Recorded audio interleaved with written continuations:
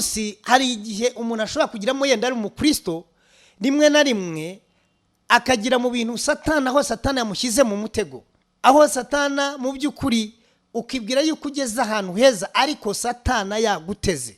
Niyo mpamvu nta kintu icyo ari cyo cyose yaba umutungo gikwiriye kugutandukanya n'Imana. Ngusaba wowe unteze amatwi, ntabwo nzi ubuzima unyuramo, ntabwo nzi ibyo uhura nabyo, ntabwo nzi umunsi wa none bikunanije. Humura, ntabwo ari byo guhitana n'ubuzima bwawe, ahubwo wari ukwiye guhitamo ubuzima bwawe bw'uyu munsi kugira ngo wirinde, wihanganire ubuzima. Satana igihe icyo ari cyo cyose iyo abona umuntu akabona afite isezerano, igihe cyose agomba kurwana urugamba kugira ngo arebe ikintu cyamutesha isezerano. N'ubundi ndagira ngo mubwire ibyaguhemura, wa mukobwa ibyaguhemura bikagira, wa muhungu ibyaguhemura, n'ubundi ntabwo biri bukumara ubukene, n'ubundi urasigara ukennye, n'ubundi urasigara ufite ikibazo. Ushobora guhemuka kandi n'ubundi ugasigara ufite ikibazo. Ihanganire mu ijambo ry'Imana, mwabarokore mw'abakristo, nimwihanganire mu ijambo ry'Imana, mutegereze Imana. Imana yiteguye kugutabara, Imana yiteguye kukurengera, Imana yiteguye kubana no mu bugingo bwawe. Mbanje kubasuhuza mu izina rya Yesu. Nkuko mubimenyereye, uyu ni wa mwanya w'ijambo ry'Imana, tugiye kuganira ku ijambo ry'Imana.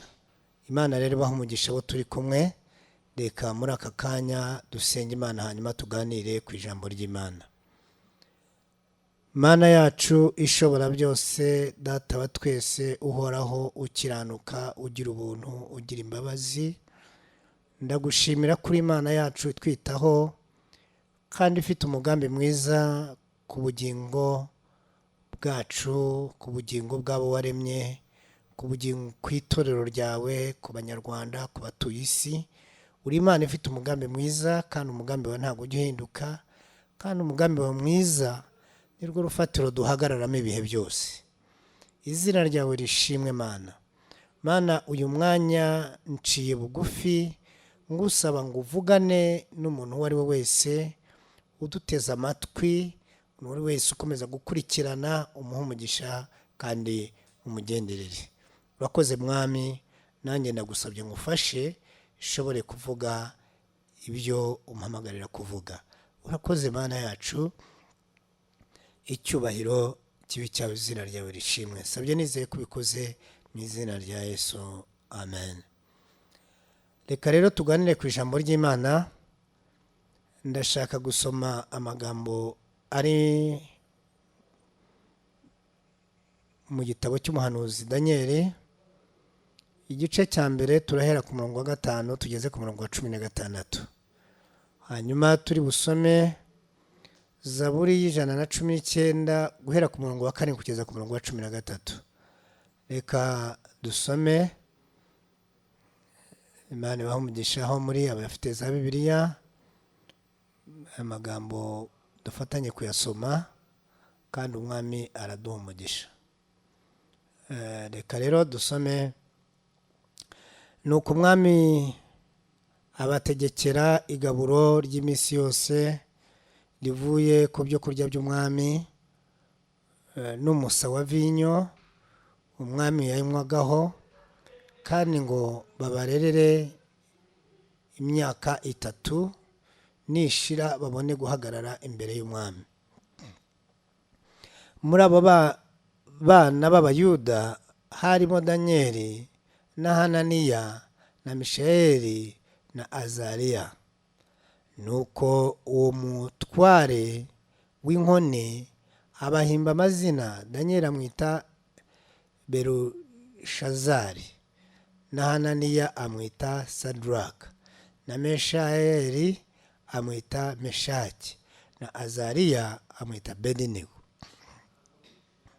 Maze Danieli agambirira mutima we kutaziyandurisha ibyo kurya by'umwami cyangwa vinyo yanywaga, aricyo cyatumye yinginga uwo mutware w'inkone kugira ngo atiyanduza.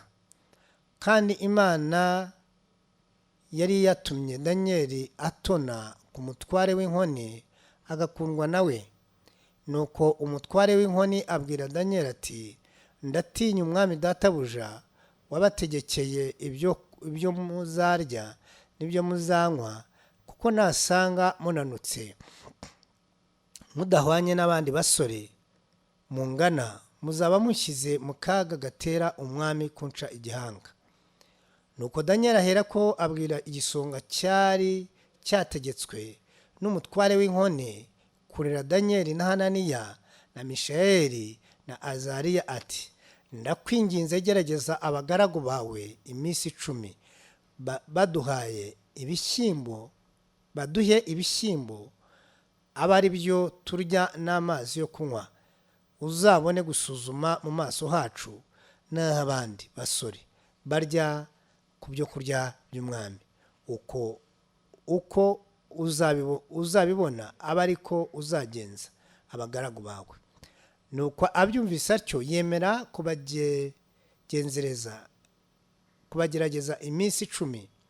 Iyo minsi 10 ishize asanga mu maso habo ari heza kandi habyibushye kuruta abandi basore bose baryaga ku byo kurya by'umwami.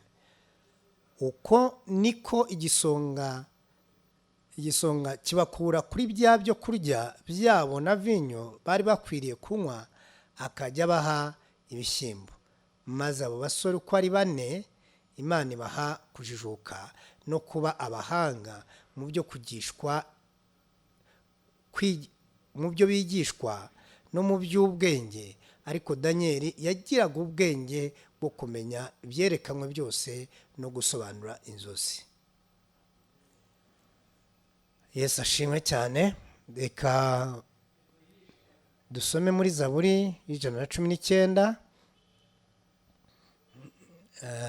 umurongo waho. Zaburi 119 umurongo waho kaduhere ku 5.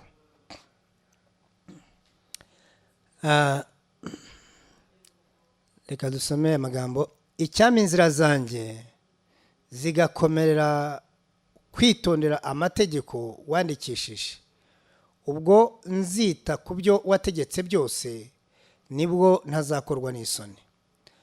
Nzagushimisha umutima utunganye nimara kwiga amategeko yawe yo gukiranuka. Nzajya nitondera amategeko wandikishije, ntundeke rwose. Umusore azeza inzira yate, azayejesha kuyitondera nk'uko ijambo ryawe ritegeka.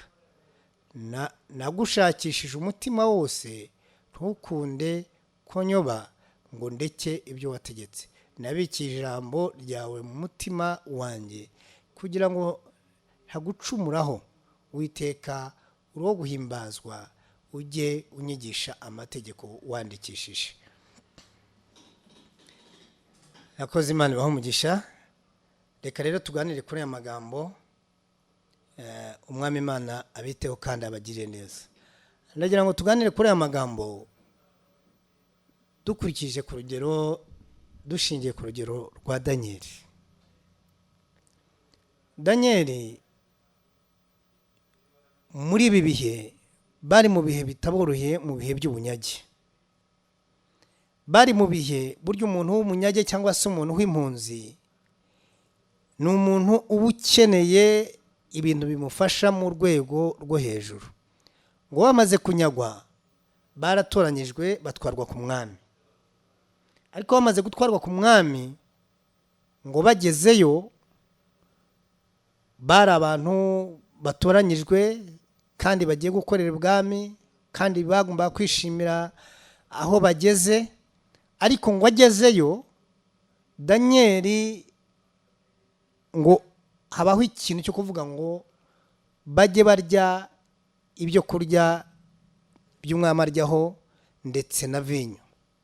Byose rero ibyo bari bahawe, ni ukuvuga ngo ibyo kurya byo baryaga by'umwami byari igihe cyabo. Abami Babuloni baryaga ibyo kurya binyujijwe mu ngoro y'ibigirwamana na vinyo, ni ukuvuga ngo yari inzoga.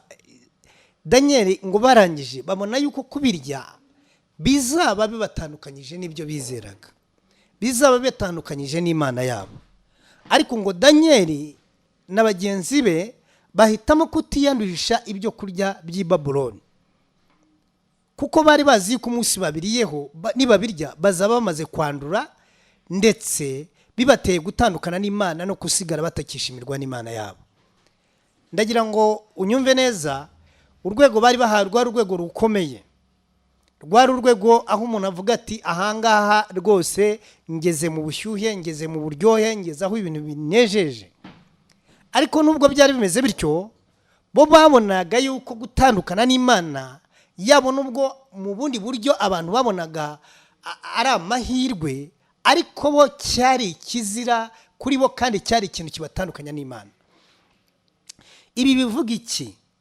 Hari ikintu dukwiye kwigamo no kurebamo. Mu by'ukuri nta mahirwe ari hejuru yo gutandukana n'Imana. Amahirwe ya mbere ni ukubana n'Imana. Ibindi byose bisa n'amahirwe, yaba ari ahantu umuntu ageze, yaba ari ibyo ubona usa naho wishimira, mu by'ukuri bibaye bigutandukanya n'Imana ntabwo aba ari amahirwe.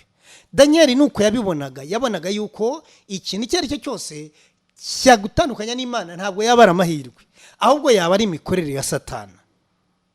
Kuko bagezeyo ngo bageze kumenya yuko bari babishimiye, babonaga ari abana bafite ubwenge, ari abasore bafite ubwenge, ari abasore bazagira igihugu akamaro, ari abasore ngo beza cyane kandi bafite ubwenge basobanutse. Noneho bajya kubatoza kugira ngo igihugu kizabakoreshe, ndetse n'ikimenyimenyi kigaragara yuko bari babishimiye kandi babashyize ku rundi rwego rurenze urw'abandi. Ngo barahageze, uriya mutware wabarindaga warushinzwe kubarera ngo arangije ngo ashima, ngo abahimba amazina yitiranwa n'ibigirwamana, abitira ashingiye ku mana zabo. Bivuga ngo bari abandi bantu b'urundi rwego, bakasi yo hejuru y'urwego rwo hejuru, ngo bitira amazina y'ibigirwamana byabo, iby'ubukungu, iby'iterambere, kuko babaga buri kintu gikorwa cyose cyabaga gifite Imana yacyo.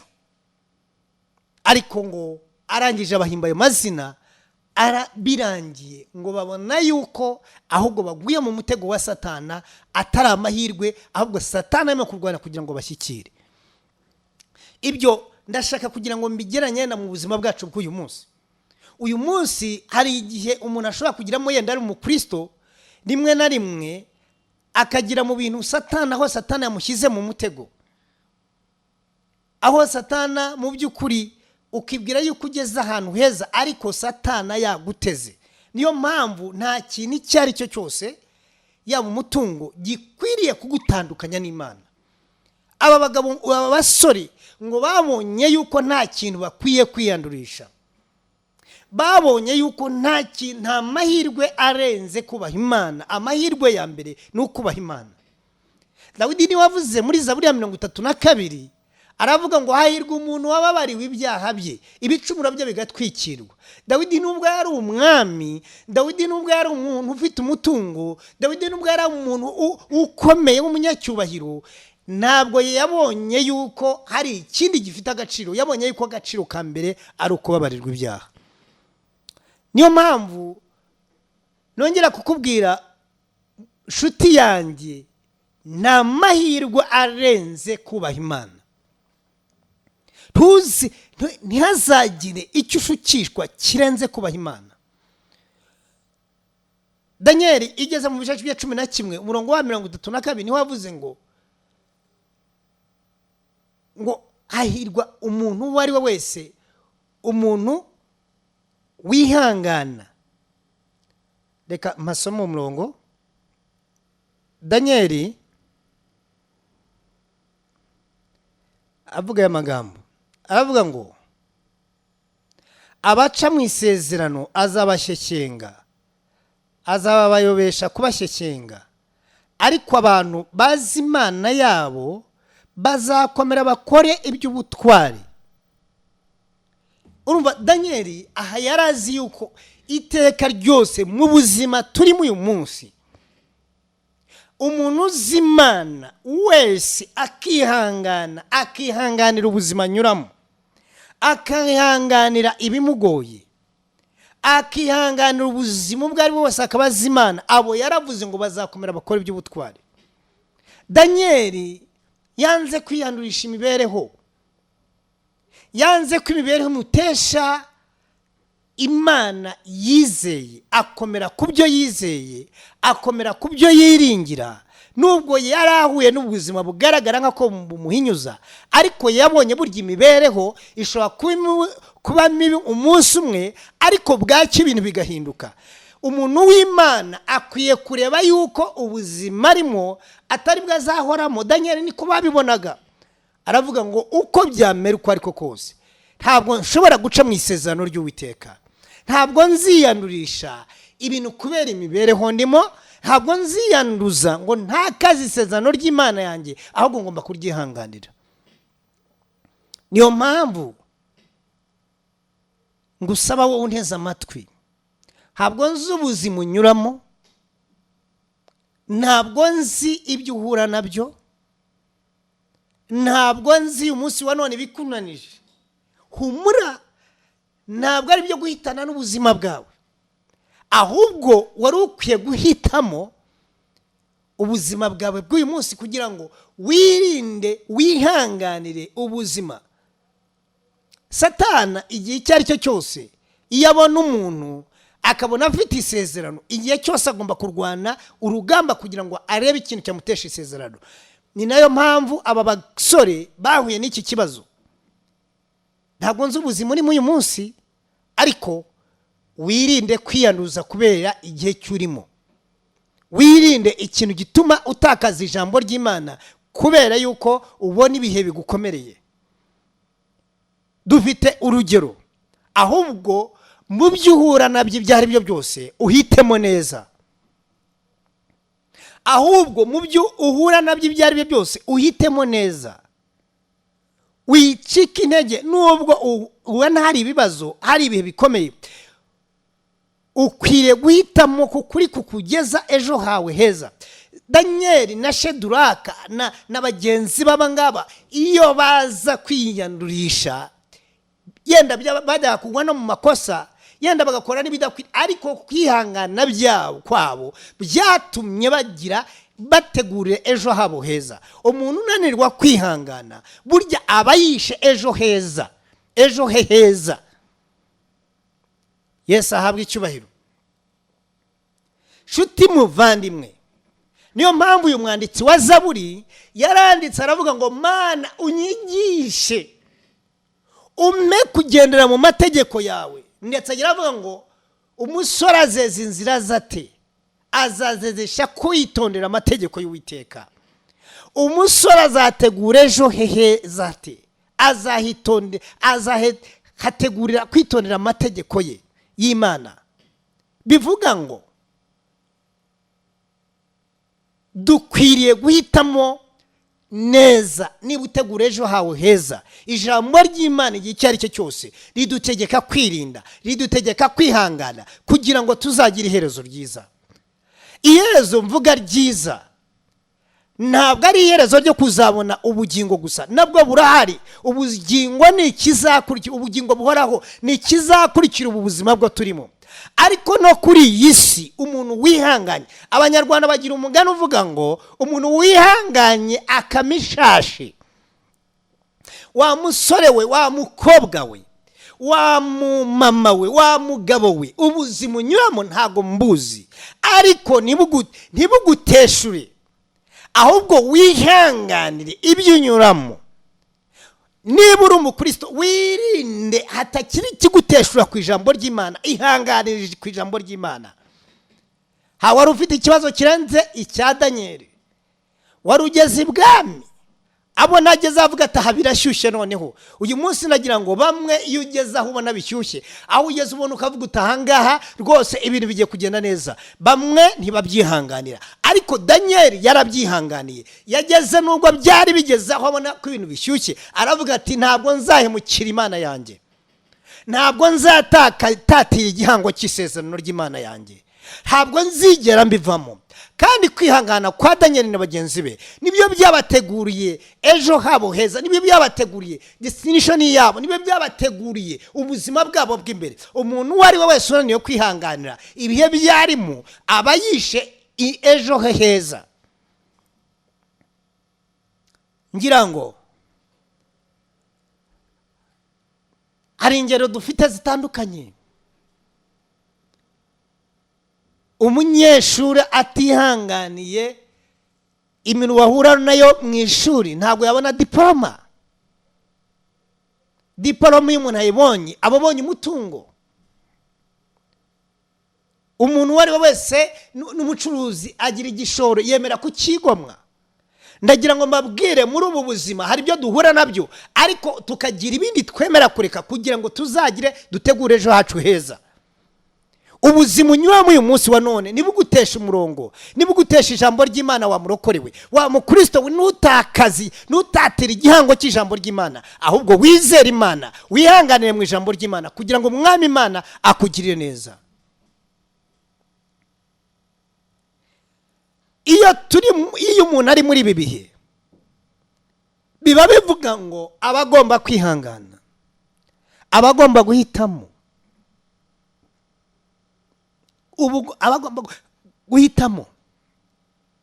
Daniel n'abagenzi be ngo baraza bibuka isezerano bahawe, bibuka yuko batagomba kunywa vinyo, batagomba kurya inyama zanyujijwe mu ngoro y'ibigirwamana.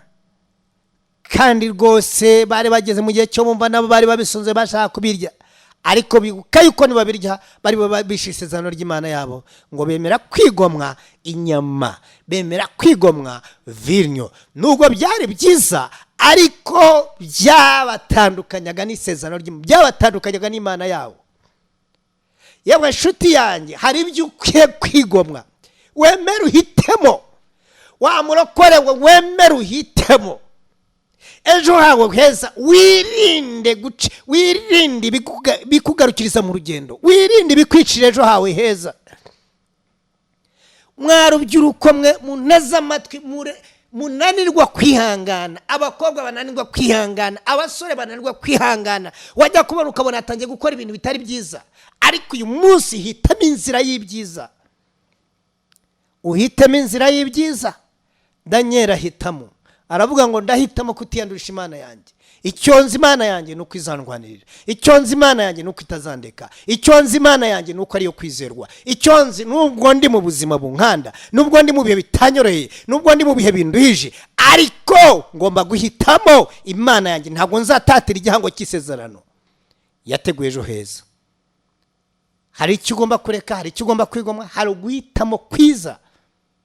Uhitamo neza, uhitamo nabi ukazagira iherezo ribi. Uhitamo neza ukazagira iherezo ryiza. Uhitamo kwihangana no kugira intego y'ubuzima bwawe kugira ngo ejo uzagire iherezo ryiza. Yesu ashimwe. Ndagira ngo mbwire unteze amatwi uwo ari we wese, hitamo neza. Dore imbere yawe hari amahitamo. Wa mukobwa we imbere yawe hari amahitamo, wa mugabo we imbere yawe hari amahitamo, wa mugore we uri mu rugo rwawe wibaza byinshi imbere yawe hari amahitamo, wa mugabo we uri mu rugo rwawe wibaza iby'urugo rwawe ugira imyanzuro itari myiza imbere yawe hari guhitamo.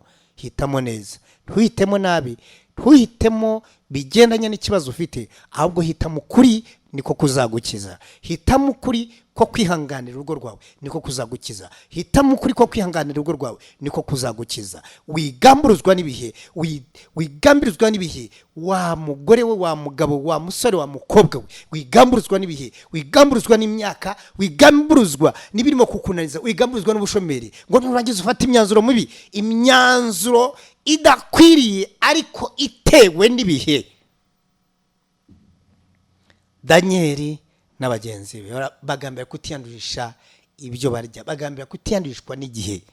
Hari igihe cyiza kikaza ari igihe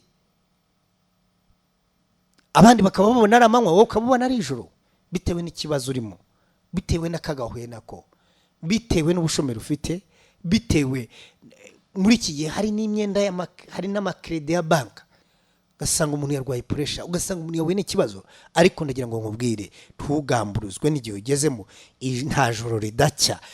Bibiliya iratubwira ngo ahari umuntu yararira bwacya impundu zikavuga.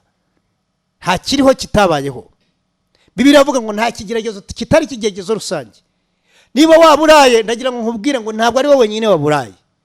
Abatubanjije hari ababuraye, hari abambaye ubusa, hari ababaye abashomeri, ariko igihe kiragera baratabarwa. Nawe wihangane, uyu munsi umwami Imana arakuzi kandi aragukunda. Ahubwo nakugira inama, Daniel na bagenzi be bihanganiye ubuzima barimo, bakomeza kwizera Imana yabo, barushaho kwegera Imana yabo. Bibiliya tubwira ngo ubuzima bwa Daniel bwari ubuzima bwo gusenga Imana, bwari ubuzima bwo kwiringira Imana, bwari ubuzima bwo gushaka Imana, bwari ubuzima bwo gushaka mu maso y'Imana.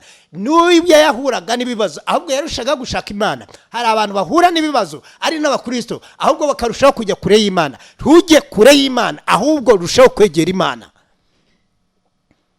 Haleluya. Uhitemo neza, guhitamo neza. Ndagira ngo nkubwire inshuti yanjye, uyu munsi no muri aka kanya urasabwa guhitamo. Urasabwa guhitamo ibikugirira akamaro. Ntuhitemo umwanzuro wo kugamburura. Ntuhitemo umwanzuro uguteshura intego yawe. Ihanganire kucyo uriho uyu munsi wa none. Ukwiriye guhitamo neza kugira ngo utegurire ejo hawe heza. Umuntu wese ushora umutungo we ahantu hariho hose, ntabwo iby'uyu munsi ntabwo aba bireba, ahubwo bareba iby'ejo. Yemwe n'aya mazu turimo abantu bakoreramo aya etaje, abantu bashoye umutungo wabo, uwo munsi ntabwo batekerezaga ko bari buhurye, ahubwo bashoye umutungo wabo bareba ejo hazaza. Niyo mpamvu uyu munsi wowe uneza amatwi, ihanganira ibyo uhura nabyo. We kugamburura, we guteshuka ku ntego, we kuva ku cyerekezo cyaho waganaga, ahubwo ihangane. Niba hari n'ikibazo ubona ndagira ngo nkubwire ngo icyo ntabwo kizahoraho, ahubwo umwami Imana niwe uzahoraho. Kandi Imana ishyigikira bihanganye, Imana ihagarara n'abihanganye. Ihangane kandi uhitemo neza. Yesu ahabwa icyubahiro. Ihangane. Bibiliya muri Yakobo ibice 5 guhera ku murongo wa 7, Yakobo yavuze aya magambo. Yavuze ngo ibice 5 umurongo wa 7 avuga kwihangana. Nuko bene data mwihangane, mugezaho umwami Yesu azazira. Dore umuhinzi ategereza imyaka y'ubutaka y'igiciro, ayirindira yihanganye kugezaho azabonera imvura y'umuhindo yitumba. Muba ariko namwe mwihangana, mwikomeze imitima, kuko kuza k'umwami wacu Yesu kubegereye. Ntimukitotombane bene data, mudacirwaho iteka. Dore umucamanza ahagaze ku rugi. Abahanuzi bahanuye mu izina ry'umwami Imana, mu izina ry'umwami Imana, mubakureho icyitegererezo cyo kurenganywa no kwihangana. Mwibuke yuko abihanganye tubita abanyehirwe. Mwumvise ibyo kwihangana kwa Yobu, kandi muzi iby'umwami Imana yaherutse kumugirira, kuko ifite imbabazi nyinshi n'impuhwe. Ariko bene data, ikiruta byose nimukaraye. Reka yenda ndekera aho ngaho. Hano Yakobo arajya inama yerekana, aratanga urugero rw'umuhinzi. Umuhinzi, umuntu uhinga ni umuntu wihangana, ni umuntu ugira ibyiringiro, ni umuntu ushora imbuto akemera agahinga, agatanga ibyo agashora atasezeranye n'ikirere, ariko akizera yuko Imana, akizera yuko ibyo ahinga bizera. Niyo yaba ashonje, niyo yaba afite ibibazo, ariko yemera kutarya akaburara, ariko agasohora imbuto ye. Hano Yakobo atwibukije inkuru ya Yobu. Yobu ni umugabo wahuye n'akaga gakomeye, hafi n'umuntu udasoma Bibiliya, ariko inkuru ya Yobu arayizi. Umugabo watakaje umutungo we, agapfusha abantu, akageraho inshuti zimuvaho, n'umutungo wose ndetse n'ubuzima bwe akageraho ababazwa. Ariko Yobu ntiyigeze agaragarwaho n'umugayo wo kuva ku Mana, ntiyigeze agaragarwaho n'umugayo wo guteshuka ku Mana. Igihe cyose yabonaga yuko Imana iri ku ruhande rwe. Niyo mpamvu shuti muvandimwe uneza amatwi, ntuteshuke. Hari abantu bamwe umuntu uhura n'ikibazo agatangira kwirwanira, agatangira gushaka, agatangira guteshuka ku ijambo ry'Imana, agatangira kuva ku ijambo ry'Imana. Ariko ndakwifuriza shuti yanjye kutava ku Mana. Ndakwifuriza shuti yanjye nubwo byaba ari mu bihe bikomeye, ntuhitemo ibitari ukuri, ntuhitemo ibigutandukanya n'Imana, ntuhitemo ibigutandukanya n'ijambo ry'Imana, ntuhinyuzwe n'ibihe, ntuhinyuzwe naho ugeze n'ibyo uhura nabyo. Ihanganira ibikugerageza. Dufite urugero rwa Yobu, yihanganya akomeza kwizera Imana mu gihe cye bigera ku rwego umuntu wari wese atatekereza. Imana iramurengera, Imana iramutabara. Yesu ashimwe. Uyu mwanditsi wa Zaburi twasomye yavuze ngo Mana ujye unyigisha guhitamo neza, ujye unyigisha kugendera mu mategeko yawe, ujye unyigisha kunyura mu bihe byose. Nicyo dusabwa uyu munsi wa none, kugira ngo mu gihe icyo ari cyo cyose, mu bihe byiza byo ushobora guhitamo neza nta kikugoye, ariko mu bihe bikomeye, mu bihe by'umuntu ari mu bihe bitamworoheye, mu bihe by'umubabaro byo biragorana cyane. Mu gihe kiri mu bushomeri, abantu benshi bagwa mu gihe cy'ubushomeri. Umuntu akemera akabeshya, umuntu akemera agakora ibidakwiriye, umuntu akemera agahinyuzwa n'ibihe. Ariko wihinyuzwa n'ibihe, ahubwo hitamo neza, kuko guhitamo nabi uba wishije ejo hazaza, uba wishe imibereho yawe y'ejo, uba wanze ibyiza byawe by'ejo, uba uhemuwe, uba wongeye kumera nka Yesawu wemeye kugurana umugabane w'umwana w'imfura, umugisha w'umwana w'imfura akawugabana inzara umwe y'amanywa y'umunsi. Kandi amaze kurya ibishyimbo, amaze kurya ibyo yarariye, atanze umugisha we, mu kanya gato yarashonje. N'ubundi ndagira ngo mubwire, ibyaguhemura wa mukobwa ibyaguhemura bikagira wa muhungu ibyaguhemura, n'ubundi ntago biri bukumara ubukene, n'ubundi urasigara ukennye, n'ubundi urasigara ufite ikibazo. Ushobora guhemuka kandi n'ubundi ugasigara ufite ikibazo. Ihanganire mu ijambo ry'Imana. Mwabarokore, mwabakristo, ni mwihanganire mu ijambo ry'Imana, mutegereze Imana. Imana yiteguye kugutabara, Imana yiteguye kukurengera, Imana yiteguye kubana mu bugingo bwawe. Yesu ahabwe icyubahiro. Hari abantu bamwe umuntu yahura n'ikibazo, wajya kubona ukabona yasubiye inyuma, ari umurokore, ukabona arakora ibidakwiye. Ariko ndagira ngo ntongere mwibutse yuko Imana ntabwo igiterana abayizera, Imana ntabwo igiterana abayizera, Imana ntabwo igiva kubayiringira, Imana ntabwo igibareka. Ahubwo hari igihe Bibiliya tubwira yuko ikigeragezo ni ikizami, ni ikizami. Ikizami rero iteka ryose ntabwo bivuga yuko nta muntu burya ushobora kugufasha ikizami. Iyo ugeze mu kizami ni wowe ukikorera. Wihanganira icyo kizami, gikore neza, numara kugitsinda uzemerwa imbere y'Imana. Ariko uhitamo neza. Uhitamo nabi uba wishije hawe hazaza, ari ubuzima bw'uyu munsi ndetse n'ubugingo buhoraho. Twebwe abizera Imana, twebwe abizera ijambo ry'Imana, iyo uhisemo nabi, ejo hawe hazaza uhishe n'ubugingo buhoraho ubu bwishe. Ariko hahirwa uyihanganira umugerageza, kuko namara kwemerwa azahabwa ikamba ry'ubugingo, kuko namara kwemerwa azahabwa umugisha n'Uwiteka, kuko namara kwemerwa azabona ibyo yarakeneye kandi akwiriye. Yesu ahabwe icyubahiro. Ntabwo Imana izakureka, ntabwo Imana izagutererana, ntabwo Imana izakwihorera, ntabwo Imana izakureka. Ariko hitamo neza, hitamo neza, wihindurwa n'ibihe. Mwanditsi w'imigani wavuze ngo nugambirura mu makuba gukomera kwawe kuri he? Igihe cyurimo kikugamburuza, ahubwo wihangane kugira ngo umwami Imana akomeze kukwitaho gusohoreza ibyawe. Daniel avuga aya magambo avuga ngo umuntu uca mu isezerano Uwiteka azamushyinga kumubeshya, ariko umuntu ukomeza isezerano uwo ari we wese azakomera akora iby'ubutwari. Icyama unteze amatwi umunsi wa none ugakomera mu byo wihanganira, ukihangana mu byo wihanganira, bene abo ngabo umuntu wihanganiye umugerageza bavamo abantu badasanzwe aribo isi itangarira. Umuntu wihanganira ubuzima anyuzemo ntiyandavure ntahemuke. Niba uri umurokore ntutakaze ijambo ry'Imana, cyangwa se uri ukora no mu bundi buzima ntutakaze icyo wari uriho kubera igihe cyugezemo. Bene abo ngabo bahinduka abantu badasanzwe, bene abo ngabo bahinduka abantu bakomeye, aribo ba Daniel aba ngabo tubona twabonyeho urugero.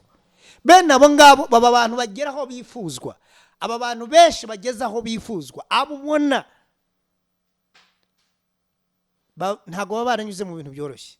Burya n'umuntu ubona umuntu ukomeye, n'ubona umuntu arigeze ku urwego rwagezemo urwo rwose, ntugatekereze ko biba bipfuye kuza, ahubwo hari ibyo aba yaranyuzemo. Hanyuma rero hari igihe abantu batekereza, usanga umuntu yifuza gukomera, usanga umuntu yifuza kuba ari ku rwego runaka, ugasanga umuntu ibyo yifuza, ariko ugasanga ntabwo yifuza ibyo wanyuzemo. Niba wifuza gukomera, ukifuza kumera nka runaka, wifuze wemere no kunyura mu byo yanyuzemo, wemere kunyura mu bisa n'ibyo yanyuzemo. Aba bagabo tubona muri Bibiliya, aba bagabo tubona bakomeye, iyo uganiriye nawe ukumva ibintu byanyuzemo usanga yaranyuze mu bikomeye. Rero shuti muvandimwe, nawe icyamuka bukomeye, ariko niba ukomeye ugomba kunyura mu bikomeye, ugomba kunyura mu bikomeye. Ihangane.